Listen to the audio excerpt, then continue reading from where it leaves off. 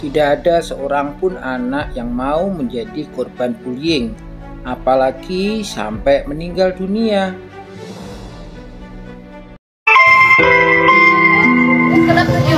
Suasana duka menyelimuti pasangan keluarga A dan T, warga Singaparna, Tasikmalaya, Jawa Barat.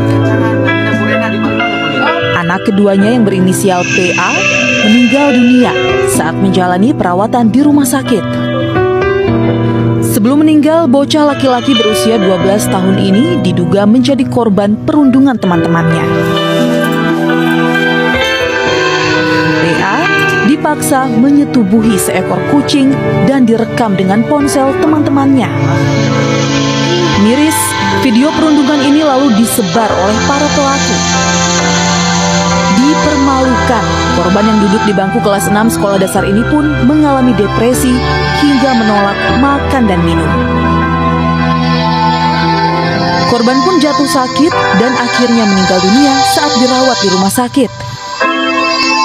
Komisi Perlindungan Anak Kabupaten Tasikmalaya langsung melakukan pendampingan terhadap keluarga korban dengan pemulihan trauma psikis.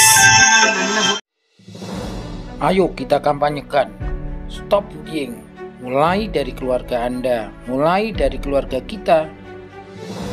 Ayo lakukan tindakan nyata untuk menghentikan perilaku bullying. Jangan tunggu ada korban lagi. Ingat, korban bullying enggan melaporkan. Maka dari itu,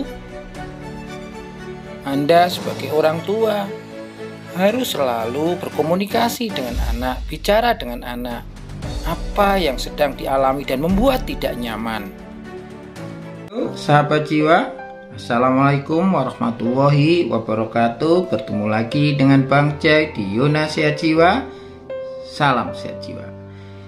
Kali ini Bang Jai akan membahas tentang bagaimana keluarga, orang tua ikut serta di dalam pencegahan bullying pada anaknya. Tentu ini sangat penting sekali. Orang tua atau ayah, bunda sebaiknya jangan menganggap sepele perilaku bullying ini. Jangan sampai menganggap praktek bullying sebagai perilaku yang wajar atau perilaku yang normal-normal saja dilakukan oleh anak.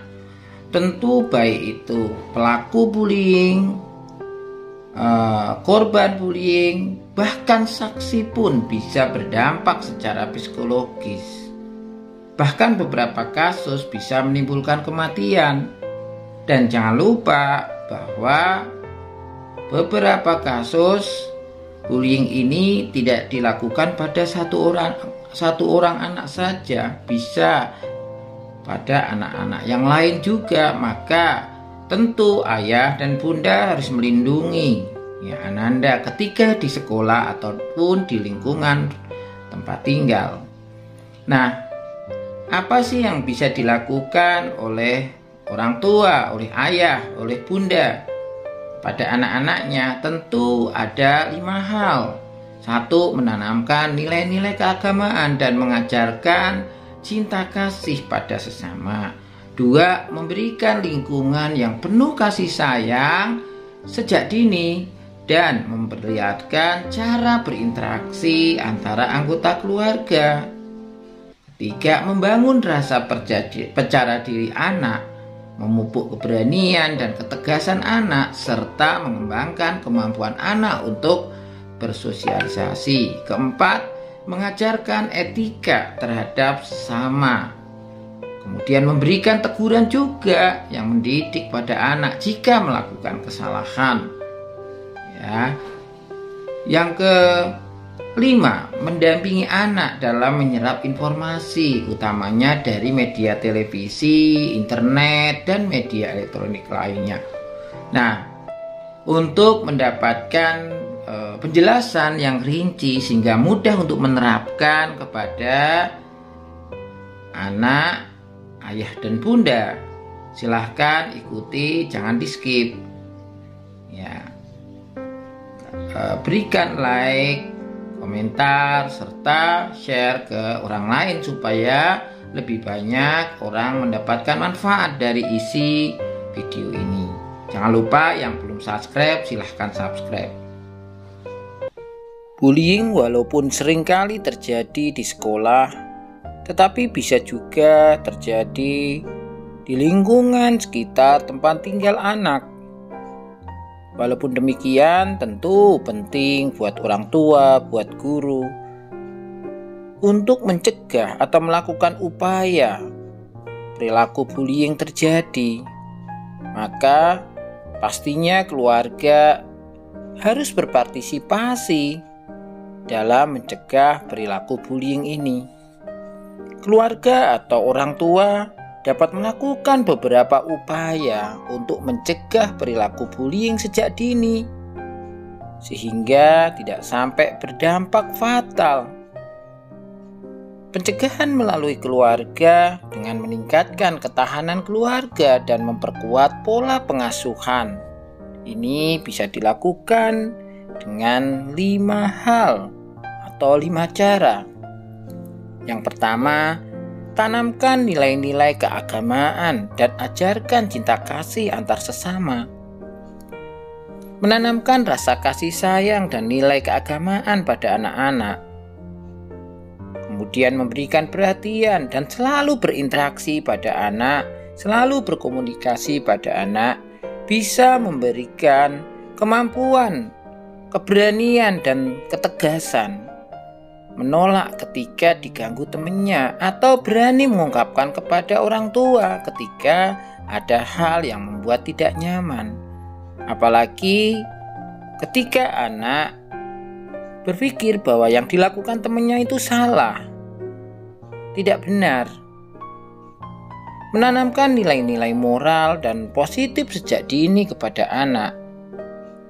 Bila anak cenderung terlihat sebagai pelaku bullying, ajak anak berdiskusi dan jelaskan bahwa apa yang dilakukan selama ini kepada temannya itu bukan perilaku terpuji. Nah, dengan demikian, pelan tapi pasti anak akan bisa membedakan mana yang pantas dilakukan dan tidak boleh dilakukan, sehingga menghentikan kebiasaan lamanya mengganggu temannya atau mencelakai temannya. 2. Memberikan lingkungan yang penuh kasih sayang sejak dini. Tentu dengan memperlihatkan cara berinteraksi atau berkomunikasi dalam anggota keluarga. Bangunlah komunikasi yang baik dengan anak, lalu dampingi ia dalam proses tumbuh kembangnya. Seringkali anak enggan untuk bercerita atau berkomunikasi dengan orang tua karena takut disalahkan, takut dimarahi. Ya, hapus kesan itu. Seringlah mengajak anak berdiskusi, tentu untuk mencari tahu tindakan apa saja yang mungkin ia dapatkan dari orang sekitar atau teman-temannya di sekolah atau teman-temannya bermain.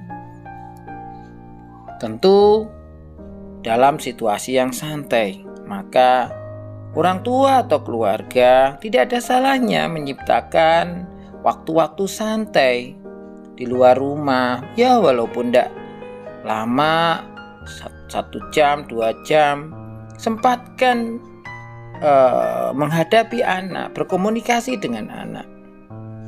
Mengajak anak bercerita pengalaman apa yang dialami dan membuat dia tidak nyaman. Tentu ini ketika dibudayakan, ketika dibiasakan, anak juga akan muncul keberanian untuk mengungkapkan hal-hal yang membuat dia tidak nyaman.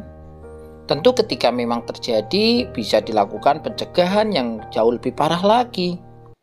3. Membangun rasa percaya diri anak. Memupuk keberanian dan ketegasan anak serta mengembangkan kemampuan anak untuk bersosialisasi. Membantu anak untuk mengembangkan kemampuan sosialisasi, percaya diri dan tegas itu sangat penting. Dukunglah minat dan bakat si anak pada kegiatan positif. Ikut beberapa ekstrakurikuler atau les, mungkin olahraga, mungkin musik. Itu sangat penting. Paling tidak kesempatan anak bertemu dengan para pelaku bullying akan berkurang dan anak akan selalu percaya diri, banyak melakukan hal-hal positif, sehingga tentu kesempatan untuk diganggu oleh teman-temannya yang mempunyai kebiasaan bullying bisa dicegah. Keempat, mengajarkan etika terhadap sesama atau menumbuhkan kepedulian dan sikap menghargai. Berikan teguran mendidik jika anak melakukan kesalahan. Mengajarkan rasa peduli dan etika pada sesama, mendampingi anak untuk melihat informasi di media sosial atau televisi. Membangun rasa empati pada diri anak, tentu terhadap lingkungan dan orang-orang di sekelilingnya. Ini akan membantu anak menjadi sensitif, menjadi bisa menghargai orang lain, sehingga tentu bisa mencegah perilaku bullying yang dilakukan pada anak lain. Kalau memang dia biasa menjadi korban, maka tentu akan bisa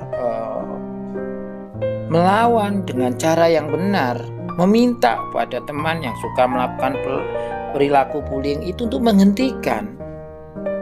Nah, tentu juga bisa menghindari pelaku bullying sehingga dampak yang fatal tidak terjadi.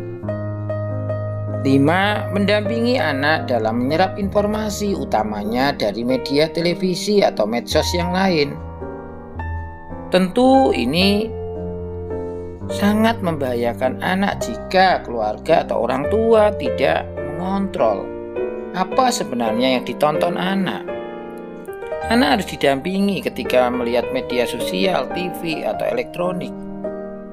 Ya, khawatirnya anak menyaksikan perilaku orang dewasa atau perilaku hal yang tidak tepat, dan dia pada akhirnya melakukan pada temannya atau orang sekitarnya.